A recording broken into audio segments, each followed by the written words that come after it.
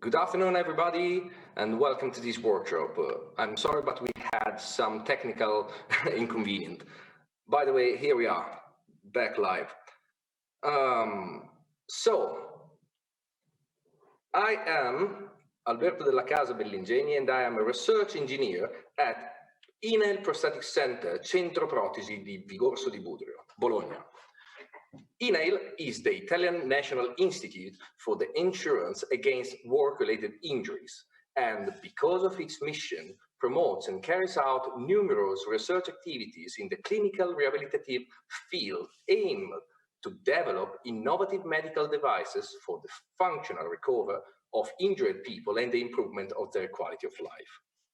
Among its structures, under this point of view, the Inail Prosthetic Center surely plays an important role, and hence, here I'm about to present to you the latest result from our research activities. Next slide. Inail is present and has influence all over Italy, and thanks to its territory ramification, every year about 10,000 patients converge in the Inail Prosthetic Center and access to its services, creating one of the biggest pool of people with disabilities for who and with who do research. Research that has a long history here at Centro Protesi. Indeed, dates back to 1963 when Professor Johannes Schmidl started the first project. That project saw its conclusion in 1965, giving birth to the Inail Checker prosthetic hand.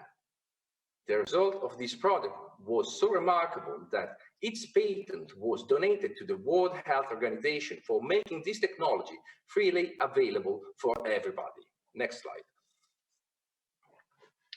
Nowadays, the research activities are still present at Inail Centro Protesi and are organized in research plans which are approved by both a scientific technical commission and the president of Inail. A project plan focuses on different fields of prosthetics, such as external prosthetic limbs, surgical techniques, material and production processes, rehabilitation device, and evaluation systems. A project plan contains one or more research projects, which can be labeled as medium-term or short-term, medium-long-term or short-medium-term. A short medium-term project in general performs technology transfer and applied research activities, and we can say that have outcomes that in short time can be available to patients. Talking about medium-long term, in this case we face high-profile scientific challenges that in future could lead to innovative designs and techniques able to overcome issues that at the moment seem to have no solution. In this case, we are talking about challenges such as nervous system interfaces, sensory restoration, and advanced prosthetic controls, which may include surgical techniques, advanced surgical techniques, or machine learning algorithm that relies on artificial intelligence. Next slide. To help us push the research plans and projects forward, we rely on our research network with University Polytechnic of Milano, the Italian Institute of Technology, Università Campus Biomedico di Roma, University Scuola Superiore Sant'Anna di Pisi, the National Commission of Research, and even the regional provider of the Italian National Health Services. This pool exists because each one has expertise and excels in its field of interest. And thanks to that, we are able to create multidisciplinary teams prepared to face the challenges ahead. Next slide. Thanks to the large pool of users that every year converge at the Inail Prosthetic Center, as mentioned before, we are able to perform a user-centered mechatronic design approach. It's user-centered because not only we analyze the clinical experience of Inail and the partner and the available commercial solution, but actually we perform surveys and focus group activities on the final users of our device. This is very important because only a person that suffers from certain disability, from these disabilities, and live with them 24/7 can really understand and knows what a device, what are the function and the specification of a device that can really improve their life. From that, we are able to identify the lining guide of the entire project and transform those information into functional specification, technical specification, and then we start the design and development project. Every project concludes with a clinical trial or a pilot study. Next slide. The design approach presented in the previous slide was in particularly applied for addressing the harness prosthetic hand project. This is a project that has been carried out in collaboration with the Italian Institute of Technology. And it's interesting because from the analysis of the state of art emerged that active prosthetic hands can be divided in two distinct categories. The first one that is shown on the left is the tri-digit hands category. Those are cheap, robust, easy to use, but they suffer from a poor aesthetic and a lack of function. They are very reliable, but they only allow the user to open and close the hand. On the other hand, we have polyarticulated hand, which, on the contrary, are expensive, delicate, quite complex to use, but they have an enhanced aesthetic in respect to the previous one and allows the user to exploit different kind of function, being able to move every single finger. Addressing the problem of the harness prosthetic hand, we were trying to understand in which one of the two categories focused our project. But from the survey and the focus group activities emerged a different need. The surveys say that they wish to have a prosthetic hand that represents a trade-off between the two worlds, a trade-off that didn't exist at the time. And from that, hence, we were able to delineate both functional and technical specification and start the design and development process. Next slide. Design and development project that started from the soft hand. Soft hand is an open source, underactivated, polyarticulated hand characterized by 1 DC motors and an ingenious cabling system transmitting the movement to all the fingers of the hand. Here you can see in the video the function, this hand in action. Despite is quite fast and has a quite good grasping performance, it's raw. It's quite raw. The aesthetic is not very human-like, and the movements the performance movements are quite nervous. Hence, starting from these, a redesign phase. Next slide. A redesign phase started, and we included into the design all the function and the technical specification that were previously identified. So immediately, basically, we changed the design. It's a proper redesign. The only thing that remained unchanged is the working principle based on 1 DC motor and an ingenious cabling system. Once the prototype has been developed, we went through clinical trial, exploiting both dexterity test and ADL's correlated test for getting feedback and performance data on which we based, next slide, a subsequent phase of engineering, which, as we can see, improved both biomimetic grasps and the anthropomorphic shape. We improved them, and as we can see, I think it's a quite remarkable result because the hand has a very, very good proportion, and it's really, really, really human-like.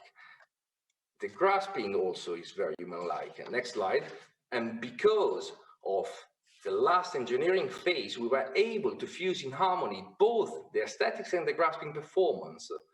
And thanks to that, Hannesen resulted winner in 2 design awards.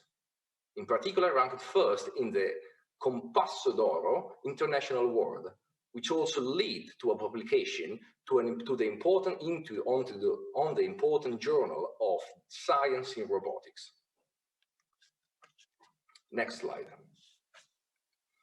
Here we can see the Hannesen in action, and we can see how the prosthetic hand, adapts its shape in relation to the grasped object.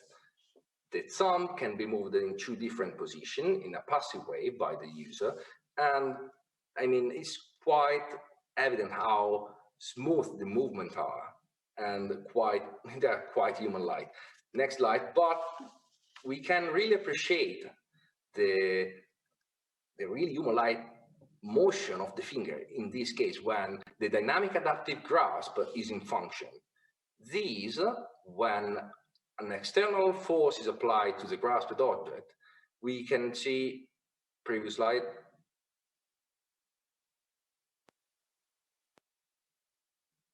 we can see, it's not moving anymore, but by the way, we can see how the hand all contribute to performing the grasping. When the object is slipping, the other hand contribute to maintaining the grasp. This is extremely human-like, and it's achieved without using any motor, but actually is a feature that goes in with the design of the cable, that which every finger contributes to the grasp. Next slide.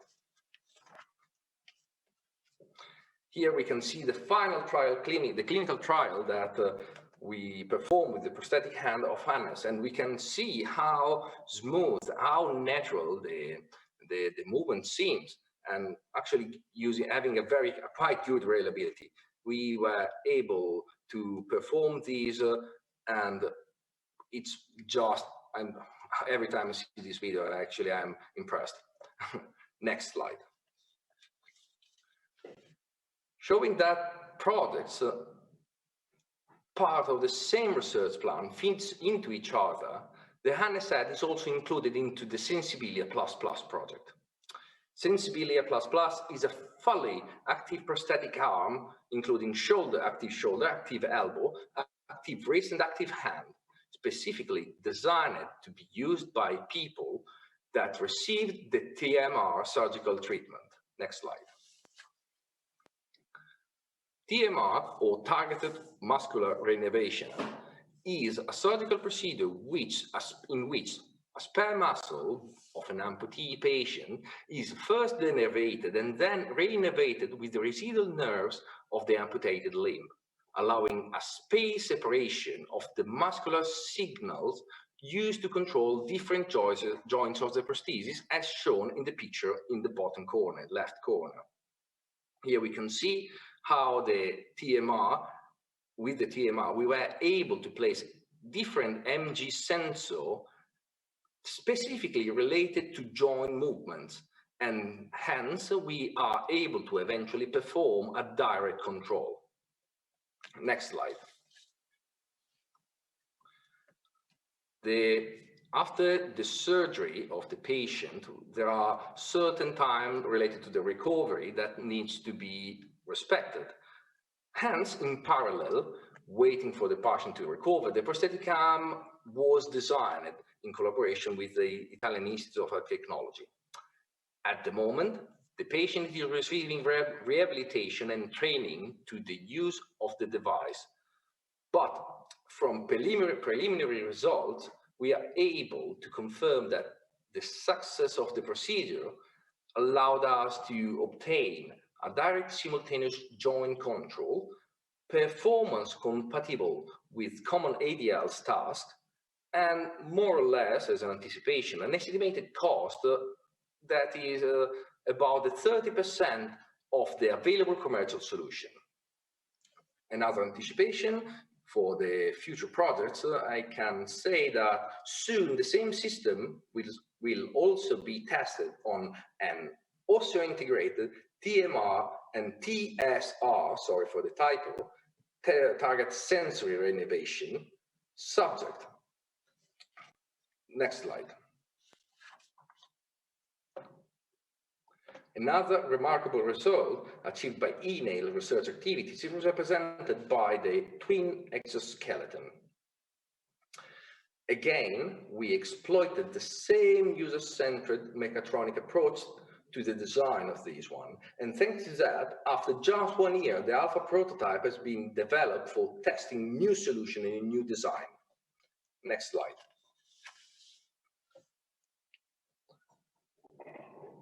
After a phase of engineering that followed the design of the alpha prototype, the one presented in this picture is the last version of the twin exoskeleton, and it can be considered as a Mark I version. As we can see in the video, this is a real patient that can, a real subject is one of our therapists that cannot use its leg. And we can see how already is able to perform steps, always follow it, and he never used that before while during the video. This is the first time he's using the exoskeleton, and it's already able to walk, proving that actually the device works. It's good. There are some improvements, definitely. And because of that, we started a clinical trial exploiting an app for the remote control of the device, and actually also for data collection and collecting those information from the data trial. We can use them for doing another second phase of engineering, next slide, in which we are trying to optimize both the mechanics and the electronics for reducing weights and improving the performances, always having a certain regard on safety and the reliability that on these kind of devices, that certainly are features that cannot be neglected, no, and must not be neglected. So always taken in consideration. Next slide. At the same time of this second phase engineering, also other ways are tested. So new strategies for achieving a better control of the joints and the limbs that might include also smart devices, such as smart crutches that at the moment are necessary when using an exoskeleton. These smart crutches can record information and share those information with the exoskeleton and actually perform certain activities in reaction to the recorded data. Next slide. As well as the smart crutches, we are also testing smart insoles, which are able to record the balance, how the pressure distributes on the feet of the user. Next slide. This allows a data fusion. Well, using the data fusion of the information provided by the onboard sensing and these smart devices, we can improve the control algorithm that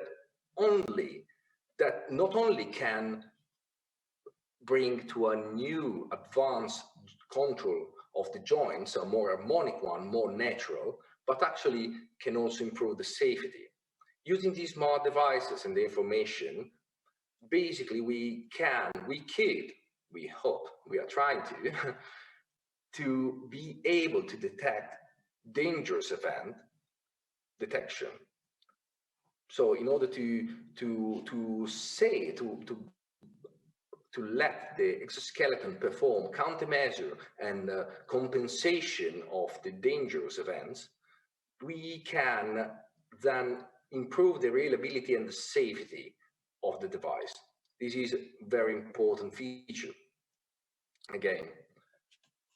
And also, as a work in progress, we are then trying to improve both the aesthetics, obviously, but actually we are trying to take care of the details, adding features that are desirable, highly desirable in a device like this one, which are the easy adjust of the legs of the exoskeleton and the quick release, which can be very, very helpful for the final user of these kind of devices. And next slide. Thank you. I want to thank you everybody for the attention. And if there are any questions, please resort to our website, inail.et, and in particular to our, wait a second, sorry, sorry a second. Yeah, so if there are any questions, please visit our online showroom or contact us at vigorso-comunicazione@inail.et.